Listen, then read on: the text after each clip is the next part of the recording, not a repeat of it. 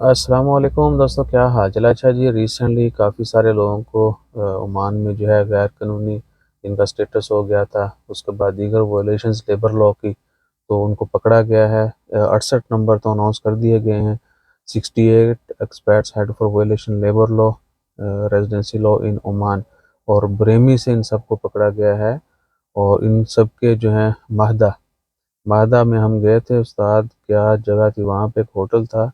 वो खाना मुझे आज तक नहीं भूल रहा है। अच्छा, ये एक तो ये हो गया कि चेकिंग जो है भैया अभी भी जारी है। ठीक है ना, ये नहीं है कि आपकी चेकिंग नहीं होगी। जगह जगह पे चेकिंग होती रहती है। और सोचे समझे, ये नहीं है कि अनाउंसमेंट होगा इतने चेकिंग है तो लोग चुप जाओ, वो वाला सीन नहीं है। ठीक है ना, आपकी चेकिंग कहीं भी किसी भी तरह से हो सकती है। तो आपका वीज़ा जो है वो वैलिड होना चाहिए, ओवर स्टे वाला सीन नहीं होना चाहिए। ठीक है ना।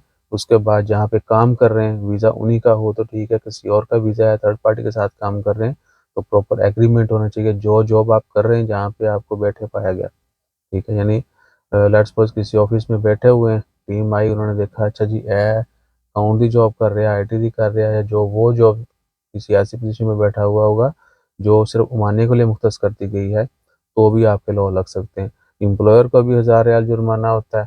इवन के जो आज़ाद वीज़ा वाला सीन है, आप थर्ड पार्टी के साथ काम कर रहे हैं, कोई एग्रीमेंट नहीं है, 6 महीने जेल भी, ठीक है, जुर्माने भी, जेल भी। तो अब ये जो लोग एक्सट्रीम वोलेशन करते हुए पकड़े जाते हैं, इसमें से बहुत सारे लोग जो है उनको वार्निंग दी होती है दोबारा, फिर वो उसी केस में पकड़े जाते हैं, उनको डिपोर्ट भी किया जाता है।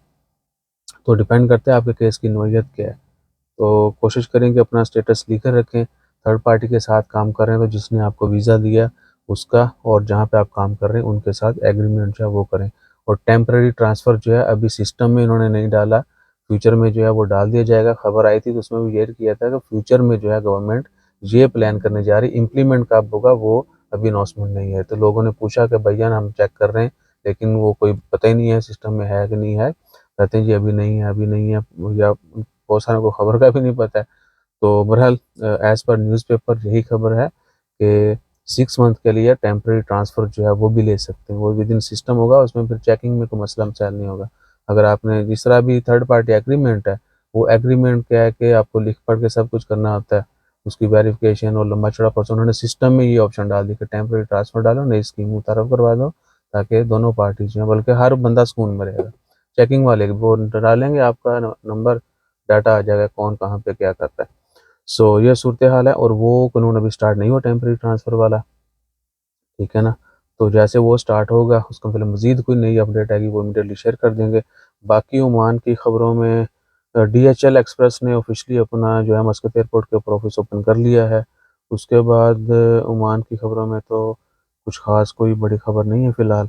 जैसे कोई और अपडेट आती है इमीडिएटली आपको पता है, फिर हम बल्ब जो है ना वो रोशन कर ही देते हैं। बल्ब रोशन नहीं होता, खबर में अकेले आकर ठीक है ना। तो अपना ख्याल रखिएगा, दुआ में याद रखिएगा, और हमारा ख्याल रखने के लिए like share subscribe follow comment करते रहिए। जज़ाकल्लाह, अल्लाह हाफ़िज़।